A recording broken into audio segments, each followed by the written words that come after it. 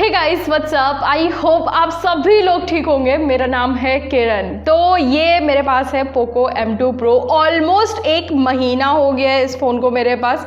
काफ़ी ज़्यादा मैंने इसको यूज़ कर लिया, हर एक तरीके से टेस्टिंग वगैरह सब कुछ कर ली है। तो मेरे हिसाब से अब परफेक्ट टाइम आ गया है कि हम इस फ़ोन का डिटेल रिव्यू करें। अब यार देखो कैसा मेरा एक्सपीरियंस इस फ़ोन के साथ रहा है, क्या क्या चीज़ें मुझे इस फ़ोन में बेकार लगी या फिर वियर्ड लगी और क्या चीज़ें मुझे बहुत ज़्यादा पसंद आई है फ़ोन में, सबके बारे में डिटेल में बात की जाएगी इस वीडियो में। सो बिना कोई टाइम वेस्ट किए शुरू करते हैं आज के इस वीडियो को।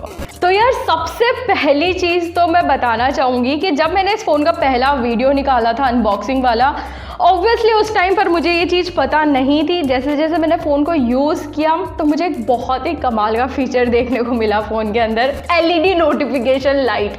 आई मीन आजकल कहाँ देखने को मिलती है और इसके अंदर है, वो भी काफ़ी अच्छे से काम भी करती है, हर एक चीज़ को नोटिफाई भी करती है। ये देख के एक्चुअली में मुझे काफ़ी ज़्यादा अच्छा लगा है। तो हाँ, जो भी लोग कंसर्न होते हैं LED नोटिफिकेशन लाइट के लिए, आई गेस उनको सुन के ये अच्छा लगने वाला है। बाकी यार आगे बढ़ने से पहले बता देती हूँ कि इस वीडियो के अंदर मैं फ़ोन के स्पेसिफिकेशंस पर बात नहीं करूँगी, मैं टोटली अपना एक्सपीरियंस आप लोगों के साथ शेयर करूँगी। अगर आप लोगों को वो सारी चीज़ें भी जाननी है तो मैंने ऑलरेडी एक वीडियो बनाया हुआ है, नीचे डिस्क्रिप्शन में लिंक है, जाके देख सकते हो। बट एक चीज़ है कि मुझे काफ़ी सारे लोग बोल रहे थे कि आप पोको M2 Pro की प्रॉब्लम्स के ऊपर एक वीडियो बनाओ। सबसे पहली चीज़ तो जो लोग नहीं जानते उनको बता देती हूँ कि इस चैनल पर मैं जितने भी फ़ोन रिव्यू करती हूँ उन सब का डिटेल रिव्यू वीडियो बनाने से पहले अगर मुझे फ़ोन के अंदर कोई प्रॉब्लम्स फील होती है तो 5 मेजर प्रॉब्लम्स करके मैं एक वीडियो डाल देती हूँ। लेकिन आप लोगों को जान के सरप्राइज़ होगा कि इस वीडियो की भी मैं प्रॉब्लम्स के ऊपर वीडियो बनाना चाहती थी, लेकिन मुझे सिर्फ 2 ही प्रॉब्लम्स नज़र आए। आई मीन अगर मुझे 3, 4, 5 प्रॉब्लम्स कुछ नज़र आती, कोई सर्टेन अमाउंट ऑफ प्रॉब्लम्स नज़र आती तो यार मैं एक डेडिकेटेड वीडियो बनाती ना।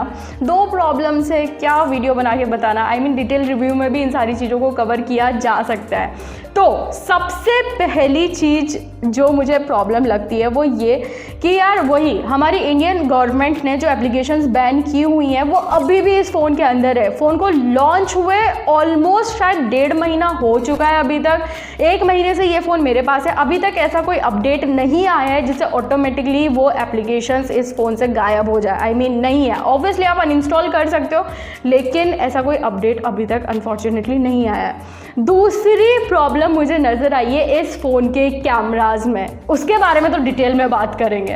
तो देखो फ़ोन के अंदर वैसे 48 मेगापिक्सल के क्वाड कैमरा सेटअप दिया हुआ है एंड कहीं ना कहीं इसी की वजह से काफ़ी अच्छा खासा बम्प भी है। आई मीन आपको एक अच्छा सा कवर खरीद के इसको छुपाना पड़ेगा।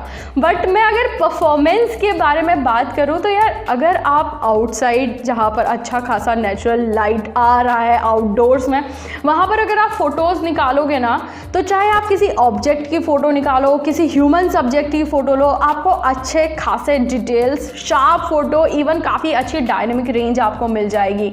नॉर्मल मोड अच्छे से काम करता है, पोर्ट्रेट मोड का एज डिटेक्शन वगैरह सब कुछ आपको परफेक्ट लगने वाला है। लेकिन दिक्कत कहाँ पर आती है, काफ़ी बार आई मीन ऐसा नहीं है हर बार, लेकिन काफ़ी बार ऐसा हो जाता है कि जब आप नॉर्मल मोड से फ़ोटो निकालोगे और वाइड एंगल से अगर आप फ़ोटोज़ लोगे ना तो कलर कंसिस्टेंसी मेंटेन नहीं रहती है। आप ये फ़ोटो खुद देख सकते हो एंड यार यहाँ पर मैं बता सकती हूँ कि ये जो वाइड एंगल ने जो फ़ोटो निकाली है ना इसमें ज़्यादा एक्यूरेट कलर है। नॉर्मल मोड ने काफ़ी ब्लूइश कर दिया है, आई मीन जो सरफेस है उसको भी ब्लू कर दिया है जो कि ब्लू नहीं था। एंड यहाँ पर आप मेरी खुद की फ़ोटो देख सकते हो, ये नॉर्मल मोड से कैप्चर की हुई फोटो है और ये वाइड एंगल से है। ऑब्वियसली जो वाइड एंगल में टी शर्ट दिख रही है मेरा एक्चुअल टी शर्ट का कलर वैसा ही है, लेकिन इसने ब्लूइश कर दिया है पूरी फोटो को। आई डोंट नो, इस फ़ोन के कैमरास को शायद ब्लू से ज़्यादा ही प्यार है तो काफ़ी बार ये ऐसा कर देता है। यूजुअली तो अच्छी फ़ोटोज़ ले लेता है लेकिन हाँ कई बार ऐसी चीज़ें गड़बड़ ये कर देता है। बट यहाँ पर अगर मैं बताऊँ तो आर्टिफिशियल लाइट में अगर आप फोटोज़ लोगे यानी कि इंडोर्स में जहाँ अच्छा खासा ट्यूबलाइट वगैरह, तो ये अच्छा काम कर जाता है, आपको अच्छी खासी डिटेल, अच्छी खासी फ़ोटो मिल जाएगी। लेकिन अगर इस फ़ोन के फ्रंट कैमरा की बात करूँ तो सबसे पहले तो बता देती हूँ 16 मेगापिक्सल का फ्रंट कैमरा दिया हुआ है। आउटडोर्स में जहाँ पर नेचुरल लाइट आ रही है वहाँ पर फ़ोटो लोगे तो काफ़ी सही फ़ोटो लेता है। आई मीन नॉर्मल मोड की बात कर लो या फिर पोर्ट्रेट मोड को ही देख लो, एज डिटेक्शन वगैरह मुझे सब कुछ सही लगा है। लेकिन दिक्कत कहाँ है? आर्टिफिशियल में। यानी कि अगर आप इंडोर्स में जहाँ अच्छी खासी लाइट्स, ट्यूब लाइट्स लगी हुई है, वहाँ पर अगर आप फ़ोटो लेते हो ना, तो यहाँ पर भी काफ़ी बार ऐसा हो जाता है कि ये स्किन टोन को रेडिश कर देता है, यानी कि थोड़ा सा ओवर सैचुरेट फ़ोटो निकाल देता है। कई बार मैंने ये चीज़ नोटिस करी है। हर बार ऐसी चीज़ें नहीं होती है, जो कमियाँ मैं आपको बता रही हूँ ये हर बार नहीं होती है, बट हाँ कई बार ऐसी चीज़ें, ये ऐसी गड़बड़ है, ये फ़ोन कर देता है। बाकी यार देखो, मैक्रो लेंस की अगर बात करूँ तो 5 मेगापिक्सल का मैक्रो लेंस दिया हुआ है। मुझे नहीं पता आप में से कितने लोग जेन्युइनली मैक्रो लेंस का यूज़ करते हो। अगर करते हो तो मुझे कमेंट सेक्शन में ज़रूर से बताना। बट हाँ, इस फ़ोन का मैक्रो लेंस आपको डिसेंट परफॉर्मेंस दे देगा। लेकिन यार एक चीज़ है जो मेरे हिसाब से पोको, शाओमी, जो भी इसका पेरेंट कंपनी है, उसको ठीक करनी चाहिए, वो है इस फ़ोन का नाइट मोड।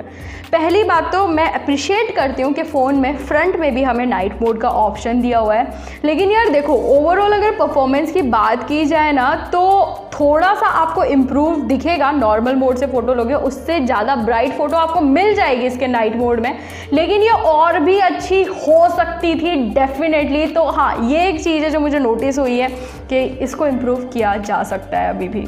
बट एनीवेज, अगर वीडियो परफॉर्मेंस के बारे में बात की जाए ना, तो यहाँ पर सही चीज़ ये है कि इस फ़ोन के 1080p 30 fps या फिर वाइड एंगल से अगर आप वीडियोस निकालते हो तो दोनों में आपको अच्छा खासा स्टेबलाइजेशन मिल जाएगा। वैसे आप 4K तक वीडियो शूट कर सकते हो इस फ़ोन के रियर कैमरा से, लेकिन वही बात है कि 4K में आपको फिर स्टेबलाइजेशन वगैरह नहीं देखने को मिलेगा। तो यार अभी अगर मैं ओवरऑल इस फ़ोन के कैमरा को कंक्लूड करूँ यहाँ पर, तो मुझे लगता है कि इस फ़ोन के कैमरा वैसे तो काफ़ी अच्छा परफॉर्म कर जाते हैं, बट हाँ कुछ जगह हिट एंड मिस होता रहता है। आई मीन रियर साइड में आपने देखा ही है कि ब्लूइश चीज़ें कर देता है ये, फ्रंट कैमरा में थोड़ा सा रेडिश टोन मेंटेन कर लेता है आर्टिफिशियल लाइट में।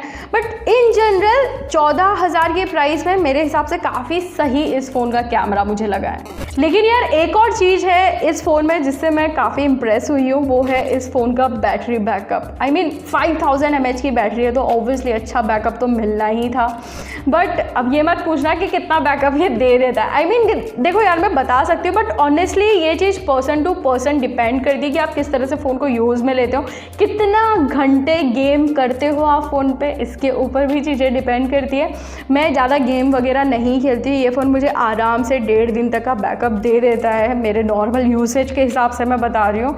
बट मैं आपको बोल सकती हूँ कि इसका जो चार्जिंग टाइम है ये काफ़ी इंप्रेसिव है। आई मीन प्रिसाइजली अगर बताऊँ तो 0 to 100% 1 hour 25 मिनट में ये फ़ोन फुल चार्ज हो जाता है। 0 to 85% 1 घंटे में चार्ज हो जाता है, जो कि मेरे हिसाब से काफ़ी अच्छा टाइम है। वैसे यार फ़ोन की प्राइस को देखते हुए तो इस फ़ोन के स्पीकर्स भी मुझे काफ़ी डिसेंट लगे हैं। डेडिकेटेड SD कार्ड का स्लॉट भी दिया हुआ है। आई मीन आप अलग से स्टोरेज एक्सपेंड कर सकते हो 2 सिम कार्ड्स होते हुए भी। Best part is IR blaster भी आता है Xiaomi और पोको के डिवाइसेस में। बट एक चीज़ बोलना चाहूँगी, आई मीन इस प्राइस रेंज को देखते हुए, 14,000 को देखते हुए मैं ये बोल रहा हूँ कि फ़ोन का लुक एंड फील काफ़ी सही लगता है। कॉर्निंग गोरिल्ला ग्लास 5 की प्रोटेक्शन मिलना, वो भी फ्रंट एंड बैक में, ये अपने आप में मेरे हिसाब से काफ़ी सही चीज़ होती है यार। ऊपर से लेटेस्ट मतलब जो आजकल का ट्रेंडी डिज़ाइन होता है पंच होल के साथ ये फ़ोन हमें देखने को मिल रहा है। बाकी देखो ऑनेस्टली अगर मैं डिस्प्ले की बात करूँ तो IPS LCD जिस तरह का होता है वैसा ही तो नज़र आएगा ना, एमोलेड वाली चीज़ें तो नहीं देखने को मिलेगी ऑब्वियसली। आउटडोर्स में थोड़ा सा कम ब्राइट होता है, ये एक चीज़ है जो आपको ध्यान में रखनी है। बट ओवरऑल जो डिस्प्ले की क्वालिटी है, आई मीन अगर आप कोई भी इस फ़ोन में मूवीज़ देखते हो, कलर्स वगैरह की बात कर लो, वो आपको सब कुछ इस फ़ोन की डिस्प्ले में अच्छा देखने को मिल जाएगा।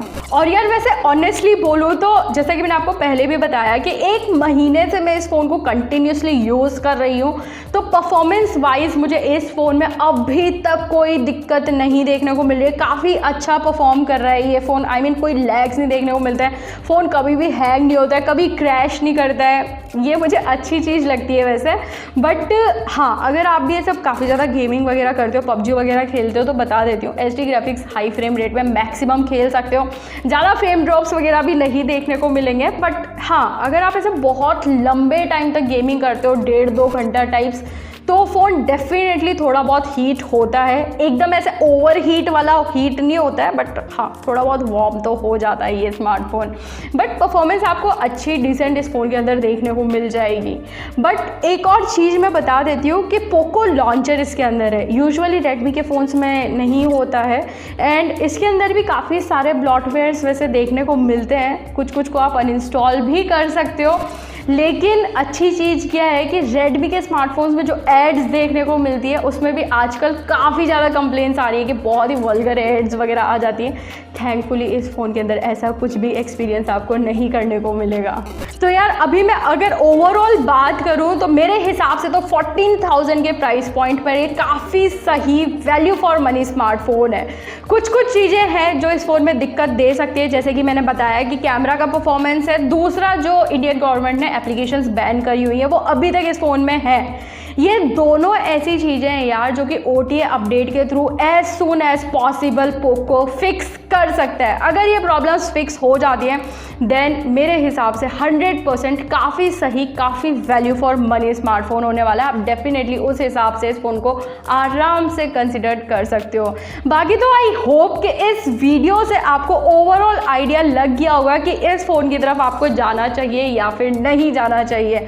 अगर आपको ये रिव्यू हेल्पफुल लगा है किसी भी वे में, अगर पसंद आया है देन यार इस वीडियो को लाइक ज़रूर से करिएगा। बाकी मैं आपको मिलती हूँ नेक्स्ट वीडियो में।